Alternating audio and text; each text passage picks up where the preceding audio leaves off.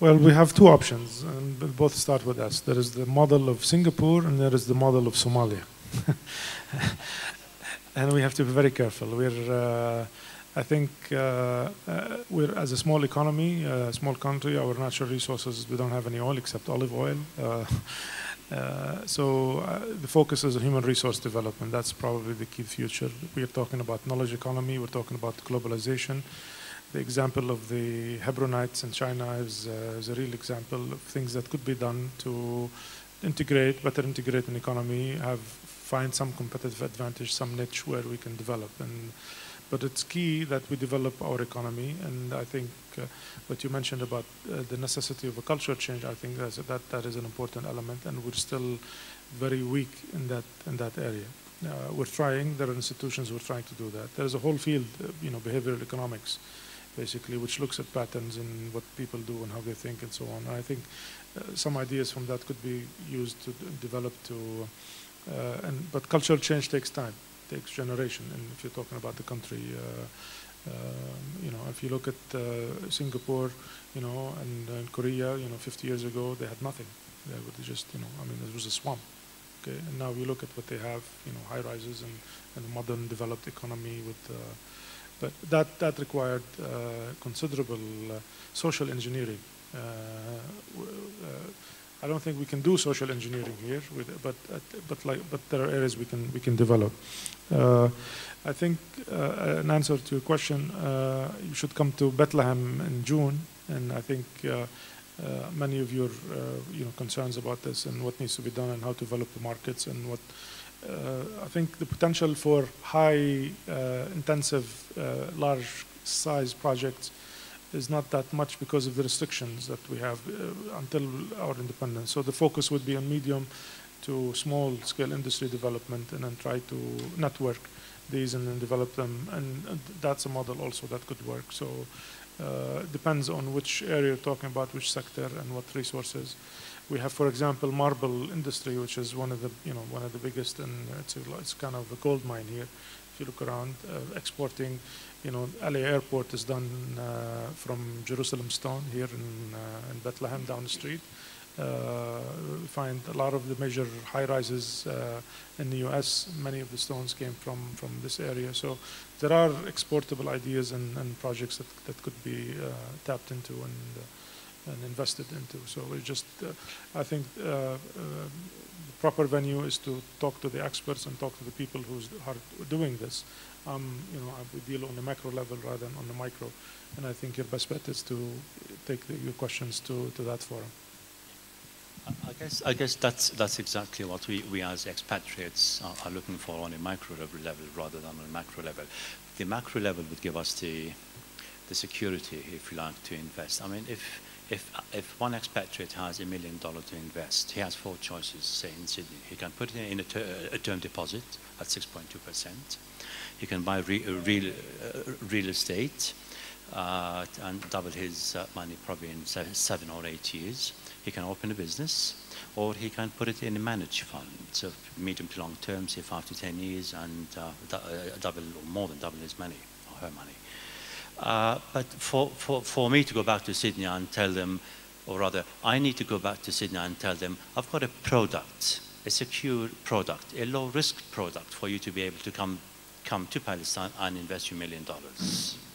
So the Palestine network concept that we're here for is basically to attract foreign capital, Palestinian capital, and other capital into Palestine. And we need to tell them there is a particular product that is feasible for them. I mean, the first point that Jamal has made is the element of risk. And this is the main variable barring people from investing in Palestine. And I know a lot of people who would be more than happy to invest $1 million each in Palestine if the element of risk is properly addressed.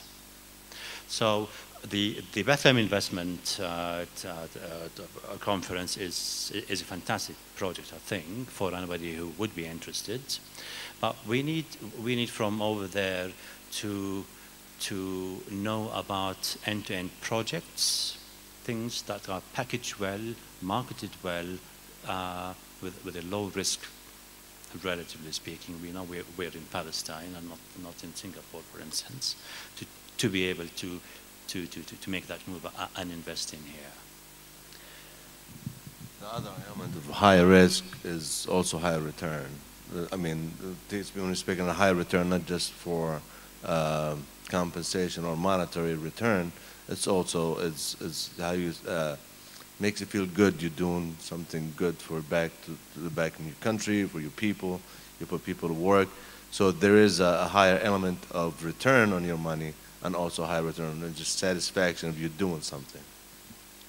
Well, we're a frontier market now in terminology. There is the emerging market, and then there are the frontier markets. We are still a frontier market. I think there's a road that we have to go through to become an emerging market economy. It's going to take a while. I think independence should be somewhere in the middle along that road. But there are opportunities for expats, particularly with links to Palestine. I think there is the emotional side, which has an advantage to that. Yes, there are risks, but but in the long term, you look at, for example, real estate values in Palestine compared to the region, Jordan, Lebanon, Syria, whatever. You find that this is an untapped market because of the political situation, and then there is an overweighting of the risk related to the politics, which I think there's an opportunity for people who would like to take that opportunity. I think they can have high returns later on. So it's a process, and I think we need to start somewhere. And I think what you're doing here is a great first step, and I think it needs to be followed up. And the network itself will find its proper. It's a network, so it'll become an organism and then find its proper footing within as things proceed. I apologize, I have to go because I have another meeting in Ramallah. So thank you for this opportunity, and I wish you all the best.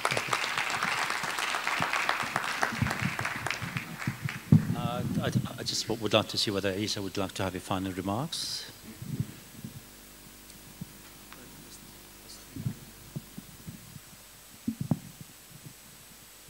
Well, Jihad mentioned something that really stuck into my mind. That it looks bad from the outside, but it's not as bad as it looks on Jazeera.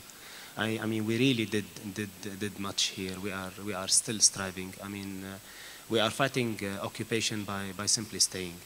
So you have your other half of your heart here, which is working hard, and it's a very good start. And don't give up hope by investing here. Thank you. Thank you.